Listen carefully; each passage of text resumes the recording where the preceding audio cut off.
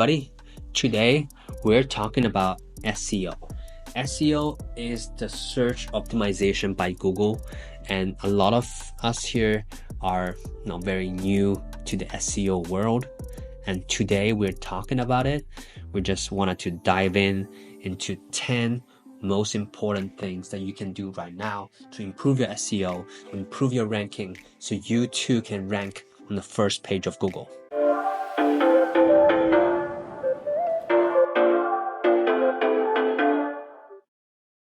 Welcome to this channel. My name is Lulan, and I have been a photographer in Los Angeles for many years. We've been in the SEO space for a very long time, and we've ranked right now in the first page of Google as well. And because of that, we've earned hundreds and hundreds of couples who have visited on our website on a daily basis. So we just wanted to share some of the things that you can do to improve your SEO as well. So here's 10 things that you can do to your SEO right away to really improve your game overall. First is listing your website on Google Business. So Google Business is one of the similar thing that they're trying to do with, in competition with Yahoo and everything else, or Yelp, really try to establish themselves as sort of the go-to place for market, for maps, and also for business listings. It allows for reviews, it allows for photos, and various number of things that business would need. So my first take would be to go to the Google Business and to list yourself there. Second is local business listings. Very easy to do. Just go to those yellow page kind of websites, Foursquares, just to name a few. You can list yourself there for free generally. And yeah, you can put all of your information, put a description of your company, your name of the company, and also links. So it does get some traffic. It does take those traffic to your website. So it is a very useful thing to do. There are also websites that will actually do those local business listing for you for like 40 to 50 bucks per month or something like that. The next thing I want to talk about is keywords.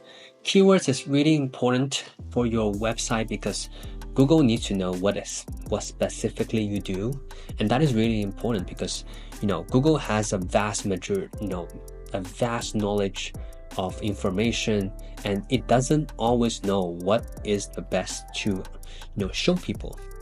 So you yourself know exactly what you do, but you're maybe competing with thousands of others who are doing the exact same thing. So you really have to figure out what is unique about you and your business, and really to figure that out. Maybe you are a portrait photographer, maybe you have a specific niche in that realm or in that space, maybe you have a specific style, or maybe you are in a specific city, only you do certain style in that specific city. So really have to let Google know about that, fill in those keywords in various places to really make Google know that this is what you do. And if people search for that specific terms, they found you directly. Then let's talk a little bit about structuring the websites and stuff like that, because that's really important too. You have to figure out the fact that Google doesn't really have someone or a specialist that would actually read over your website. Okay, what they would do, they just crawl over your website electronically. So basically they would, this is a beautiful text. What they would see is, this is the H1 header, and this is the H2 header. This is the P1 paragraph, this is the P2 paragraph. So what you have to understand is that you really have to treat it as a machine. On one end, you wanted to show your readers how beautiful your website is. On the other end, you kind of have to show Google and all those machines that you're treating them the right way as well. So it's oftentimes that you have to understand that your H1 title really has to reflect your keywords. Your H2 title will have to reflect something that is inside the keyword, that are expanding the keywords as well. Your paragraph needs to talk about the description of your company. The about page needs to go to the details of what your company is all about and stuff like that. So that kind of structure is required for Google to really crawl your website properly.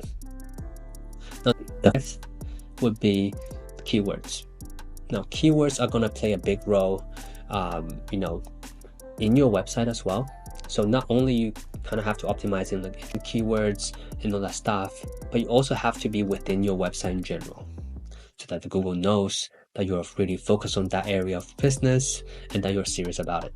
But also please be aware that Google doesn't want you to use like really small fonts to kind of bypass their readers. They also don't want you to have a transparent fonts. Those are not good for Google, because they realize that this is a little bit of scammy situation. They don't want to list website that feels very scammy to their readers. So the next thing we talk about is the SEO title and SEO description.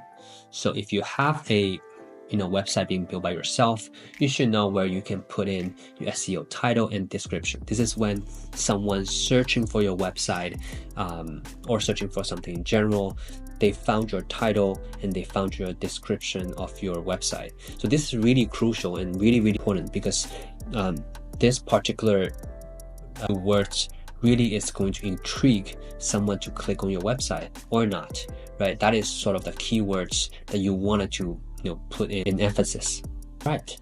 Then the next thing is whether or not your website is something that is a little bit more salesy in general or more informational in general. That is really important, because Google actually prioritizes a little bit more on the informational side of the website.